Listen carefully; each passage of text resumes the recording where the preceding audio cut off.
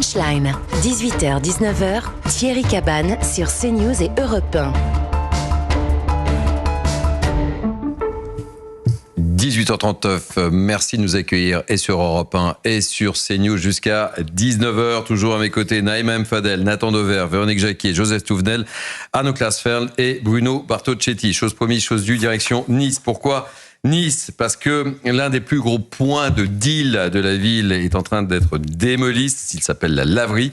Ça se situe dans un quartier assez sensible des Moulins. Les habitants en ont assez. Est-ce que ça sera une bonne ou une mauvaise mesure? En tous les cas, on va regarder le reportage et écouter le reportage de Franck Trivio avec le récit de Maxime Lavandier, réaction de mes invités et de Bruno Bartocchetti, toujours en relation avec nous. Dans le quartier des Moulins, les points de deal indiqués par la présence de ces tags. C'est désormais terminé. Un soulagement pour ces habitants venus assister à la démolition des immeubles. Ça va changer beaucoup de choses et même les gens ils vont être plus libres de circulation et tout ça parce que tout est enfermé ici. Ils vont tout nettoyer, bien propre et c'est très bien. Pour la sécurité, ça sera peut-être plus facile pour, disons, poursuivre les délinquants. Ouais. Commencés en 2024, ces travaux s'inscrivent dans le cadre du nouveau programme de renouvellement urbain qui a pour but de lutter contre le trafic de drogue, comme nous l'explique le maire de Nice, Christian Estrosi. Que leur conception favorisait et facilitait le trafic de drogue, le narcotrafic et les points de deal. Pour le président de l'association Nice Moulins Solidarité 06, la rénovation ne réglera au contraire pas le problème. Ça va faire des ouvertures, certes, mais ça va aussi faire des opportunités pour un autre genre de trafic qui, on va dire qu'on va commencer à venir au drive. Plus de 300 millions d'euros ont été investis pour la réhabilitation du quartier des Moulins. Alors, ce n'est pas la voix de Maxime Lavandier, sans quoi elle a beaucoup mué, c'était la voix de Laura Lestrade. Bruno Bartocchetti, réaction, est-ce que c'est pas déplacer le problème? Parce qu'effectivement, on détruit ce quartier, mais est-ce que c'est pas déplacer le problème? Et je rappelle quand même que le chiffre d'affaires dans ce quartier est estimé entre 15 et 20 000 euros par jour. C'est colossal. Oui, alors le problème, tant qu'on aura, et ça a déjà été dit, tant qu'on aura des consommateurs, on aura des revendeurs. Donc je n'invente rien en disant ceci. Il y a deux sujets importants. C'est bien sûr c'est de trouver des solutions pour lutter contre les narcotrafiquants. Ils seront toujours présents. Alors, peut-être pas dans ce quartier, mais vous savez qu'il y a de plus en plus de mobilité, les Uber Shit et les Uber Coq. On va vers le consommateur, on livre. Donc aujourd'hui, qu'est-ce qu'il faut retenir sur ces plans d'urbanisation qui sont nécessaires? C'est finalement de permettre à la population de se sentir en sécurité, avec plus de moyens pour cela. Ce qui va compter, c'est ça, c'est sécuriser cette population qui est prisonnière de ces narcotrafiquants. Donc on peut saluer au passage la décision qui a été prise par M. Estrosi, et ça me semble être quelque chose d'intéressant pour la population. Pour nous également, dans le cadre de notre travail, c'est très difficile d'intervenir dans ces cités qui ont 60 ou... Qui veut réagir? 50 ou 60 ans. C'est vrai qu'il y a une évolution qui est faite et on ne peut que saluer cette approche sécuritaire pour la population. Merci beaucoup de votre patience et d'avoir participé longuement à notre émission. Bruno Bartocchetti, secrétaire national Unité Sud. Je vous libère. Réaction Arnaud Klasfeld et Naïma M. Fadel. Moi en premier. Ah bah vous en premier. Sur la vous remarquez, vous m'avez dit je maîtrise bien le dossier, donc je vous donne la parole Arnaud Klasfeld. Sur la politique de la drogue. Dans les sociétés démocratiques, il y aura toujours des consommateurs. Pour empêcher qu'il y ait des consommateurs, il faudra faire une politique comme aux Philippines, en violation des droits humains, ou comme en Arabie Saoudite, où on doit couper la main de ceux qui vendent de la drogue. C'est une solution. C'est pas. J'ai bien fait de vous donner la parole. Non, mais c'est pas applicable dans les sociétés démocratiques. Donc, dans les sociétés démocratiques, c'est une lutte de tous les jours, mais on ne peut pas. C'est une lutte qu'on ne peut pas gagner. Il faut bien mettre ça dans la tête des gens. C'est une lutte qu'on ne peut pas gagner.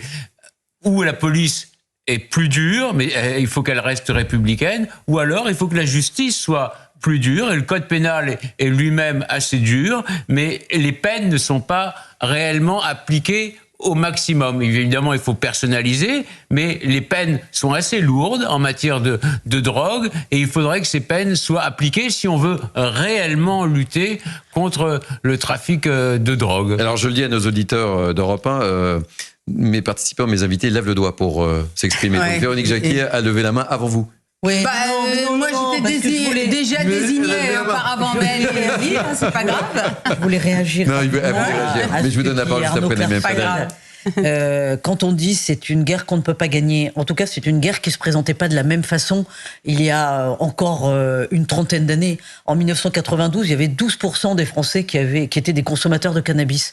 Aujourd'hui, il y a un Français sur deux en âge d'être adulte qui consomme ou qui a consommé du cannabis. Donc c'est énorme. Donc ça traduit quand même un malaise sociétal et donc il faut s'interroger et je pense qu'il y a beaucoup de travail pour les psychiatres et les psychothérapeutes sur le pourquoi d'un tel penchant à des addictions. Je dis pas que j'ai la réponse, je dis qu'en tout cas, le problème ne se pense pas qu'en termes sécuritaires. Mais il y avait beaucoup plus d'alcooliques à l'époque.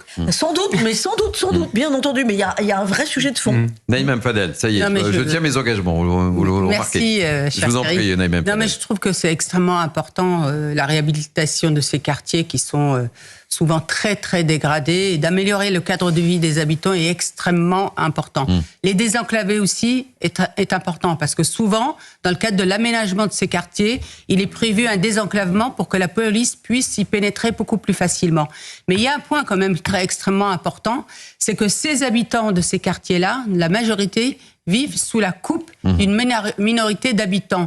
Et on a toujours encore des cris d'orfraie quand on dit qu'il faut absolument expulser les familles délinquantes, les familles de ces trafiquants qui habitent ces quartiers et qui profitent justement de la solidarité nationale. Il faut absolument les expulser, donc il faut absolument que M. Barnier, le ministre de l'Intérieur se penche sur cette question. Et après, concernant Place Nette, on peut pas faire je fais un tour et puis je m'en vais. Il faut absolument s'installer.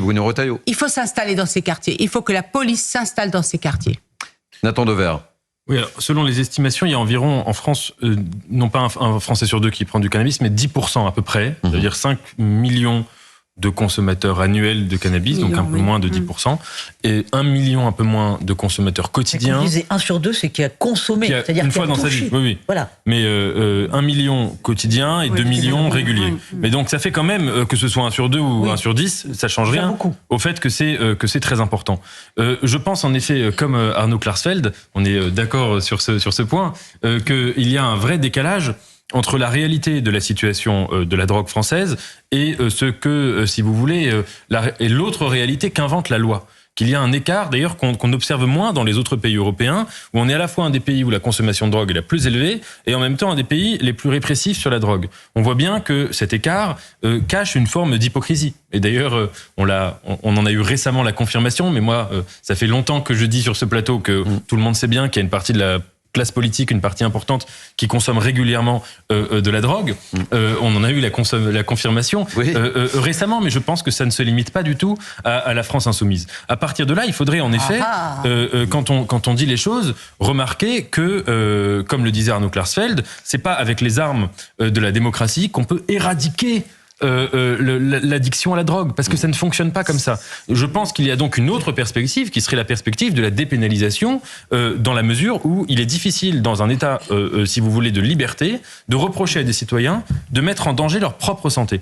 On peut reprocher à quelqu'un de mettre en danger la santé d'autrui, de nuire à la liberté d'autrui, mais se nuire à soi-même, c'est presque un droit. Si vous voulez, en tout cas, c'est pas l'affaire de l'État, ou à moins d'instaurer une morale d'État. Mais là, on sort du domaine de la démocratie. Quand les Anglais ont envoyé l'opium en Chine, ça a fait dépérir quand même, ça a fait dépérir la population les gouvernants sont révoltés. Donc quand on laisse rentrer la drogue trop, ça a un effet sur la santé physique. Un point très important qui dépasse notre débat.